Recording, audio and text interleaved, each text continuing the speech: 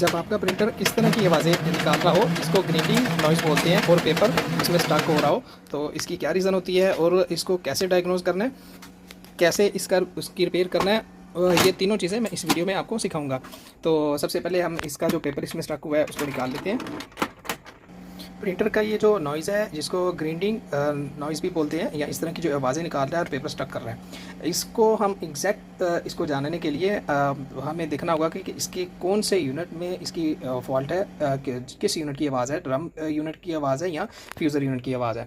तो सबसे पहले हम इसके बगैर प्रिंटर खोले इसको ऐसे ही डायग्नोस कर सकते हैं। मेन्यू में जाएंगे, इन्फॉर्मेशन के नीचे कॉन्फ़िगर डिवाइस, और ये डायग्नोस्टिक आ जाएगा। डायग्नोस्टिक में हम क्या करेंगे, हम इसके कंपोनेंट को वन बाय वन टेस्ट करेंगे। कंपोनेंट टेस्ट, ये देखें, ये ड्रम मोटर है। ड्रम मोटर को जब मैं इस पर प्रेस करूँगा तो हमें जब ड्रम मोटर की रोटेटिंग होगी, अगर आवाज़ इसमें हुई तो हम ड्रम मोटर यूनिट खोलेंगे। ये मैं इसको प्रेस करने लगा हूँ तो ये इसकी आवाज़ को सुनिएगा जी।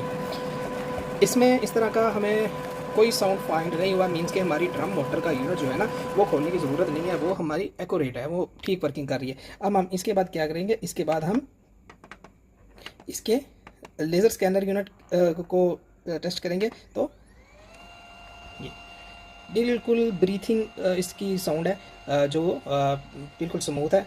इसको भी खोलने की हमें कोई ज़रूरत नहीं है। अब हम उसके बाद हम चेक करेंगे फ्यूज़र यूनिट को। जो फ्यूज़र यूनिट की मोटर होती है, ये देखें, ये फ्यूज़र मोटर के आया कि हमारा जो नॉइज़ था, ये शोर था और पेपर हमारा स्टक हो रहा था, वो किस यूनिट में हो रहा था। तो इस पर मैं क्लिक करूँगा फ्यूज़र मोटर को।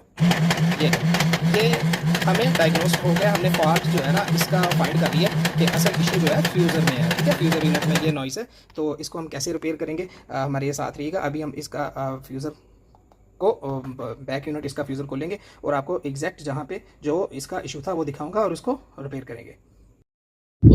अस्सलाम वालेकुम, my name is Tayyab Naveed. Welcome to fix it with Mirza. Fix it with Mirza के चैनल पे आपको खुशामदीद। वीवर्स, हमारी वीडियो अगर आपके लिए हेल्पफुल होती है तो उसको दूसरों तक भी शेयर कीजिए ताकि दूसरों का भी इससे फ़ायदा हो। सबसे पहले इसका हम जो है ना, ये फ्यूज़र जो बैक इसका रियर डोर होता है, इसको नीचे को ऐसे पुश करेंगे और यहाँ से इसका लॉक जो है ये रिलीज़ करवाएंगे।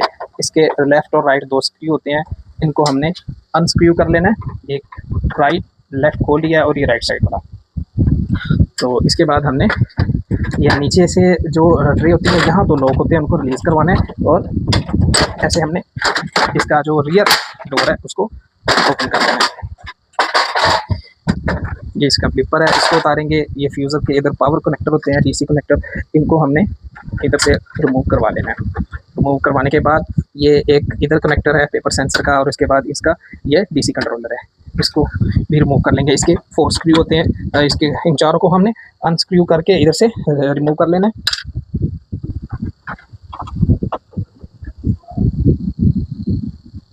क्वालिटी के ऊपर कोई कंप्रोमाइज़ ना हो, वो हमारी प्रिंटिंग जो है वो बिल्कुल क्वालिटी उसकी एक्यूरेसी 100% होनी चाहिए।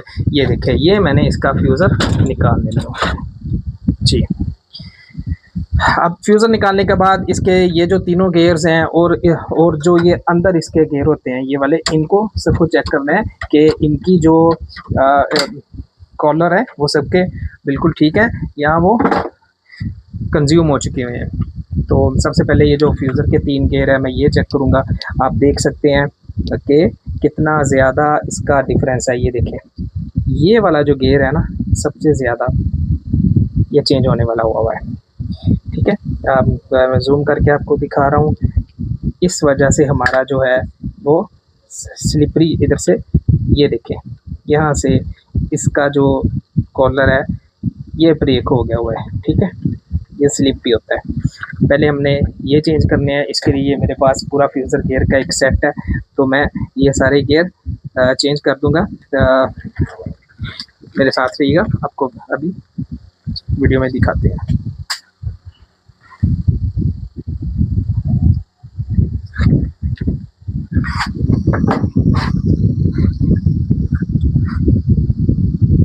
सबसे पहले मैं इस गियर को चेंज कर रहा हूँ, इसको मैंने इधर से रिलीज़ करवा लिया है।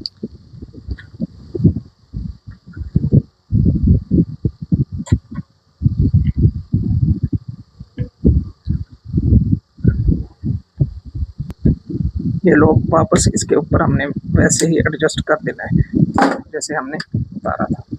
ठीक है, अब सिंगल गियर के साथ भी मैं आपको चेक करवा सकता हूँ कि इसका नॉइज़ कैसा है।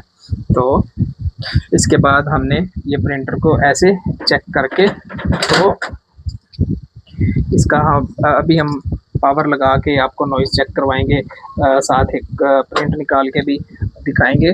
लेकिन उसके बाद हमने, जब ये हमें श्योर हो जाएगा कि ये इसी गियर की वजह से ये प्रॉब्लम थी, तो हमने ये गियर सिंगल नहीं चेंज करना, पूरा सेट चेंज करना है, चेंज करनी है।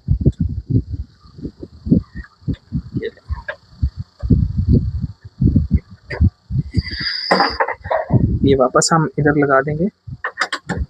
पहले जो हमारा पेपर स्टक हो रहा था वो भी हमने अभी देखना है कि हमारा पेपर बाहर आ रहा है या नहीं आ रहा, और हमारे प्रिंटर का नॉइज़ कैसा है। ये स्क्रू भी मैं बाद में लगा लूँगा, पहले एक बार मैं इसको ऐसे ही ऑन करके चेक कर लूँगा। आपको दिखाऊंगा कि जो पेपर हमारा पहले स्टक हो गया था वो अब प्रिंटर पास कर रहा है या नहीं कर रहा।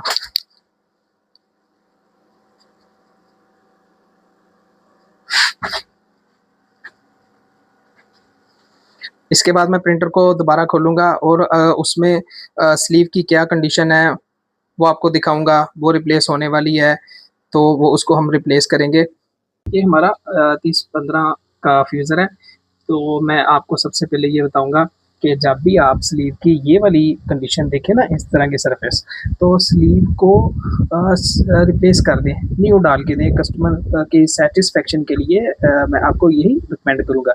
ये डिफरेंस देखें न्यू का और जो हमारी पहले की यूज़ हो चुकी हुई है। ठीक है, तो इसको फ्यूज़र को कैसे खोलना है और ये स्लीव इसमें हमने कैसे लगानी है, अभी मैं आपके सामने पूरी इसकी ब्रीफिंग देता हूँ। सबसे पहले ये वाला स्क्रू को अनस्क्रू करेंगे, यहाँ से इसको रिमूव कर लेंगे,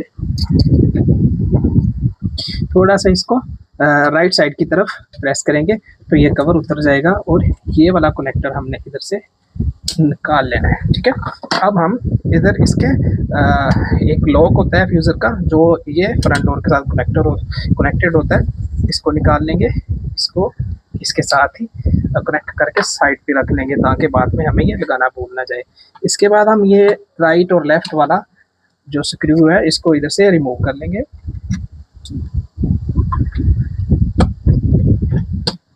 ये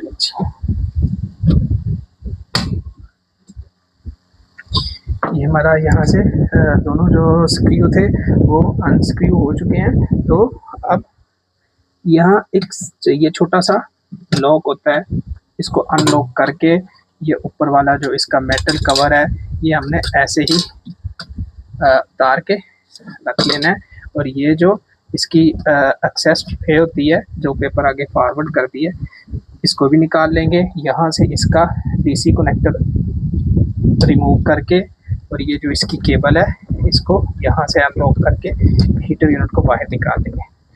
व्यूअर्स, ये हमारा हीटर यूनिट है और इसमें अब हमने स्लीव को लगाना है।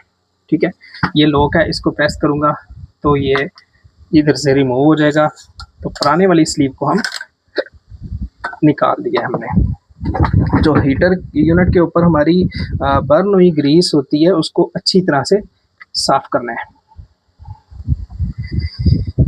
क्योंकि प्रिंट क्वालिटी के लिए ये हमेशा रिकमेंड किया जाता है कि जो हीटर यूनिट की स्ट्रिप होती है या हीटर यूनिट हमारा होता है, स्लीव लगाने से पहले उसको अच्छी तरह से उसकी सरफेस जो है साफ होना ज़रूरी है। ये मैंने इसको टिश्यू पेपर की मदद से साफ कर दिया है जी। ठीक है, अब इसके ऊपर मैं ग्रीस लगाऊंगा। तो जो वीवर्स हमारे ये प्रिंटर्स का काम करते हैं उनको मैं एक टिप दूंगा कि अगर आपके पास जो ग्रीस होती है वो अगर पेज काउंट कम निकाल रही है या उस आपके फ्यूज़र यूनिट जल्दी ड्राई हो जाता है, तो ग्रीस लगाने का मेथड ये है कि हमेशा इस तरह से आपने ग्रीस अप्लाई करनी है, ना कि इधर रख के एक ही बार अपने फिंगर को इस तरह इधर टैप करना है या ड्रैग कर देना है। हमेशा इस मेथड से ग्रीस लगाएंगे तो आपको बेटर रिजल्ट्स मिलेंगे। और ये ग्रीस की क्वालिटी पे भी डिपेंड करता है कि आपकी पेज काउंट कितने निकलते हैं। तो हमारे पास हाईली जो हाई हैवी ड्यूटी के लिए प्रिंटर होते हैं, उनके लिए मेटल ग्रीस होती है जो कि मैक्सिमम पेज काउंट देती है जब तक कि आपकी स्लीव ख़राब ना हो जाए, आपका फ्यूज़र ड्राई नहीं होने देती। अगर किसी को ये चाहिए हो तो हमारा डिस्क्रिप्शन में व्हाट्सएप नंबर है, हमसे कांटेक्ट कर सकते हैं, आपको डिलीवर हो जाएगी। ठीक है व्यूअर्स, अब इसके ऊपर हम स्लीव को लगा देंगे इस तरीके से। ये ग्रीस के साथ टच नहीं होनी चाहिए, ऐसे। और ये जो लॉक था, इसको वापस अपनी जो इसकी स्पेस थी उस पे कर देना है। ठीक है, ये लॉक लग चुका हुआ है। अब हमने क्या करना है, स्लीव हमने हीटर यूनिट के ऊपर लगा दी है। इसको मैं साइड पे रख दूंगा। जो इधर इसका पेपर पाथ है, इसको खोलूंगा यहाँ से। जो पहले की, ये देखें, इसको साफ करना ज़रूरी है। जो इंक इधर से हमारी हीट हो के इसके ऊपर लगी होती है, तो इसको मैं अच्छे तरीके से साफ कर लूँगा और वापस इसको इसके ऊपर स्क्रू कर दूंगा। ठीक है, ये साफ करने के बाद हमने इसके ऊपर जो इसका हीटर यूनिट है वो फिट कर देना है। ये दोनों साइडें आपकी बैलेंस होनी चाहिए, बैलेंस्ड फिटिंग होनी चाहिए। ये ना हो कि राइट साइड ऊपर हो और लेफ़्ट साइड डाउन हो। बैलेंस फिटिंग करेंगे तो आप प्रोफेशनल इसकी स्किल को सीखेंगे। ठीक है, ये मैंने जैसे इधर से इसका ये छोटा सा इधर से लॉक होता है, तो इसको मैं वैसे ही जैसे इस इधर से निकाला था इसके अंदर, वैसे ही फिट कर रहा हूँ। ये वापस अपनी जगह पे, इसको हमने जब फिट करना है, हमेशा ये ख्याल रखना है कि एक लेफ़्ट साइड जो होती है उसको पहले कर लेंगे, पहले फिट कर लेंगे, और राइट साइड को बाद में करके हमने इसकी मूवमेंट भी चेक करनी है। इसके ऊपर ऐसे ही इसका मेटल कवर नहीं लगा देना। ये देखें, ये हमारा फिट होने के बाद ऐसे आपने प्रेस करके देखना है ताकि ये इजीली मूव हो जाए, क्योंकि यहाँ से इस जो पाथ बना हुआ पेपर का, यहाँ से हमारा पेपर बाहर फॉरवर्ड होना होता है। इसको करने के बाद ये जो वापस इसके दोनों साइडों से हमने ये वाले लॉक यहाँ से खोले थे वो साफ कर लेंगे हमेशा। और ये भी मैं प्रोफेशनल्स जो हैं उनको प्रो टिप दूंगा रिपेयरिंग के लिहाज से, कि जब स्लीव चेंज करते होते हैं, इसका ये जो बैंड होता है ये हमेशा इसके ऊपर आना चाहिए, क्योंकि यहाँ से ये देखें इसके ऊपर एक रेजिस्टेंस लगी होती है, वो ज़रूरी होता है स्लीव को जो इसके में अर्थ चार्ज होता है उसके ग्राउंड के लिए।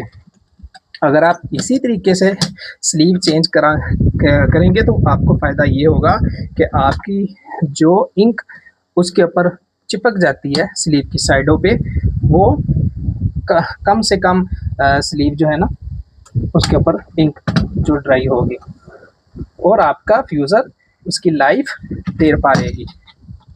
ये हमने इसको दोनों साइडों से स्क्रू कर दिया है।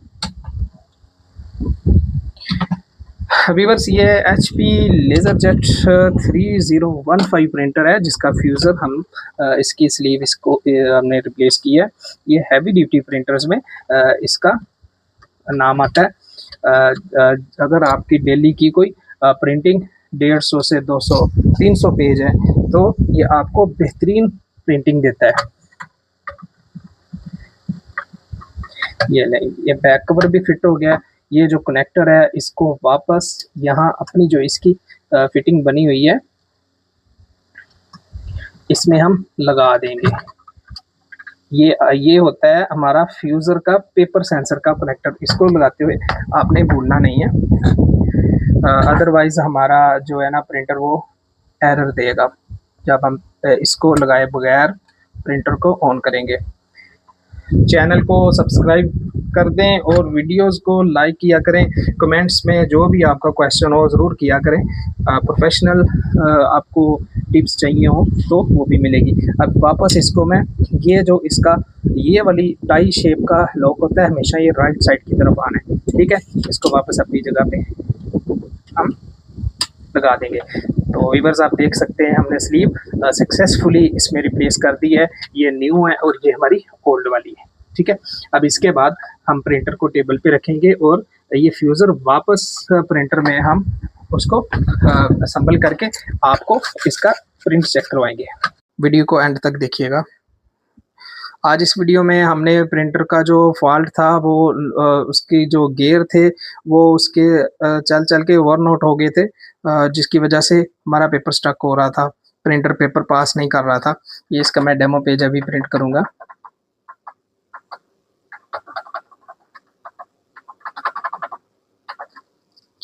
और हम देखेंगे कि हमारा प्रिंटर जो है पेपर पास कर रहा है या नहीं कर रहा। ये अभी जो पहले इसकी आवाज़ थी, ये ले प्रिंट निकल गया है और हमारी क्वालिटी भी बेहतर है।